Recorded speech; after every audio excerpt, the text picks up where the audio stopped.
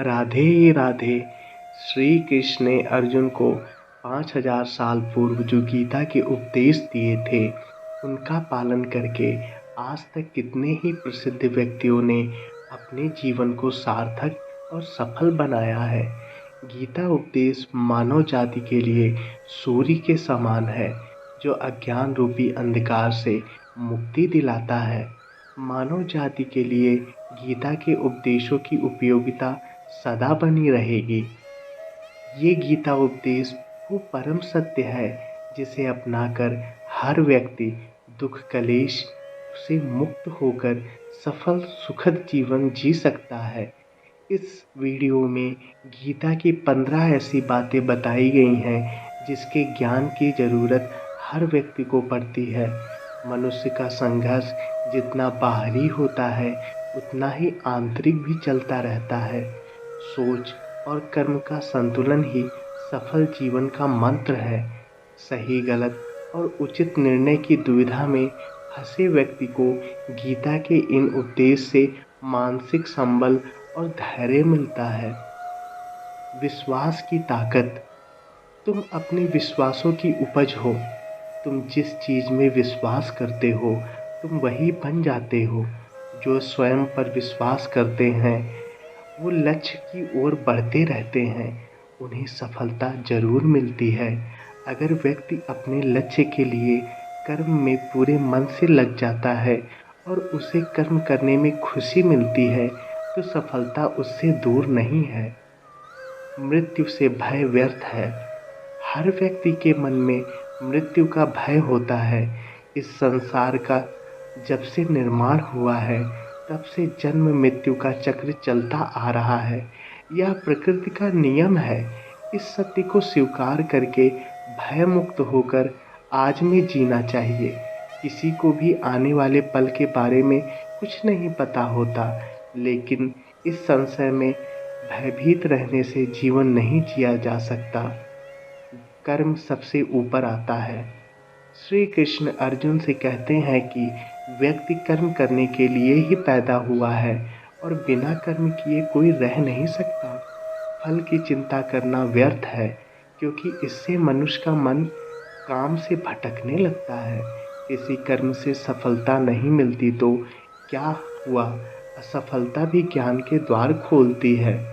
अगर बिना फल की चिंता किए कर्म करते रहोगे तो सफलता और मन की शांति जीवन भर तुम्हारा साथ नहीं छोड़ेगी। जो कर्म फल से विरक्त होकर कर्म करता जाता है, उसका आध्यात्मिक ज्ञान बढ़ता जाता है। हमेशा स्वार्थी होना गलत है। जो व्यक्ति हमेशा स्वार्थ प्रेरित होकर फल की चिंता करते हुए कर्म करते हैं और सिर्फ फल ही उन्हें कर्म करने को प्रेरित करता है, ऐसे लोग दुखी और बेचैन रहते हैं, क्योंकि उनका दिमाग हमेशा इसी उलझन में फंसा रहता है कि उन्हें क्या फल मिलेगा। स्वार्थी व्यक्ति सुखी नहीं रह पाता और ऐसे व्यक्ति से कोई भी संबंध नहीं बनाना चाहता। इसलिए स्वार्थ से ऊपर उठें और दूसरों का हित भी सोचें। क्रोध से सबका नुकसान होता है। क्रोध या गुस्सा करना व्यक्ति के दिमाग में उथल पुथल पैदा कर देता है। आवेश में विवेकहीन होकर कई बार व्यक्ति अपना ही नुकसान कर बैठता है या फिर अपनी ही मानसिक शांति को भंग करके खुद को कष्ट देता है। क्रोध की अग्नि में बुद्धि और तर्क नष्ट हो जाते हैं और व्यक्ति बिना विचार किए बस अपने अहम की तुष्टि करने वाले काम करता है। गुस्सा व्यक्ति की विचार शक्ति को पंगु बना देता है और भ्रम पैदा करता है। मन पर नियंत्रण जरूरी है। मन का स्वभाव है कि यह आसानी से भटक जाता है। अगर जीवन को सफलता की दिशा में ले जाना है तो मन को काबू करना बहुत ज़रूरी है। श्री कृष्ण कहते हैं कि बार बार प्रयास करने से धीरे धीरे चंचल मन को वश में किया जा सकता है। मन को वश में करने से दिमाग की शांति केंद्रित होती है, जिससे कार्यों में सफलता मिलने लगती है। अगर मन को वश में नहीं करोगे तो ये आपका सबसे बड़ा शत्रु बन जाता है। भगवानों में कोई छोटा बड़ा नहीं होता। इस संसार में ईश्वर कई रूपों में जाना जाता है। इनमें से कोई भी रूप बड़ा छोटा नहीं। परमात्मा का हर रूप समान है। जैसे हर नदी अंत में सागर में जाकर मिलती है, वैसे ही हर धर्म, मत और संप्रदाय की धाराएं परमात्मा रूपी समुद्र में जा समाती हैं। यह संसार परम पिता का ही स्वरूप है। वो हर कण में विद्यमान है। कर्तव्य पालन जरूरी है। भगवान श्री कृष्ण उपदेश देते हैं कि हर व्यक्ति को अपने कर्तव्य का पालन करना चाहिए। यही धर्म है। अगर अपने कर्तव्य का पालन नहीं किया जाता है तो मन में अशांति और दुख प्राप्त होता है। अपनी पसंद नापसंद, मोह बैर को किनारे रखकर अपना कर्तव्य करो। किसी अन्य व्यक्ति का कर्म आपको कितना भी आकर्षित करे, उसके प्रलोभन में ना आए। कष्ट में रहते हुए भी अपना कर्म करना दूसरे की नकल करने से श्रेष्ठ है। अपने कर्म और कर्तव्य का पालन ही जीवन का सही मार्ग है, क्योंकि कर्म करना ही हमेशा बेहतर रहता है। कर्तव्य में दोष देखकर पीछे ना हटें, क्योंकि हर कर्म में कोई ना कोई छोटा बड़ा दोष हो सकता है। जैसे अग्नि के साथ धुआं भी होता है। सदैव कर्म करो। कर्म करने से पहले विचार करो, लेकिन बहुत ज़्यादा विश्लेषण मत करो। अधिक विश्लेषण संशय पैदा करता है। ध्यान करने से परमात्मा को अनुभव किया जा सकता है। श्री कृष्ण कहते हैं कि शारीरिक कर्म से ज्ञान का मार्ग उच्च है और ज्ञान मार्ग से भी ऊपर ध्यान मार्ग है। ध्यान मार्ग पर बढ़ने से ईश्वर को अनुभव किया जा सकता है। जो व्यक्ति मन और इंद्रियों को शांत करके पूर्ण विश्वास से अपना ध्यान भगवान में लगाता है, उसे ईश्वर का ज्ञान और अस्तित्व अवश्य अनुभव होता है। जो हर जगह हर जीव मनुष्य में ईश्वर को देखता है, सबके हित में लगा रहता है, उस पर परम पिता अवश्य कृपा करते हैं। ज्ञान मार्ग हो या भक्ति मार्ग, समर्पण, प्रेम, विश्वास ही आपको ईश्वर के प्रकाश की ओर ले जाता है। भगवान की पूजा बहुत से लोग करते हैं, लेकिन उनको शांति क्यों नहीं मिलती? क्योंकि भगवान आपके मन में निवास करता है। उसे पता है कि आपका भाव क्या है। अधिक शक करने वाला कभी खुश नहीं रह सकता।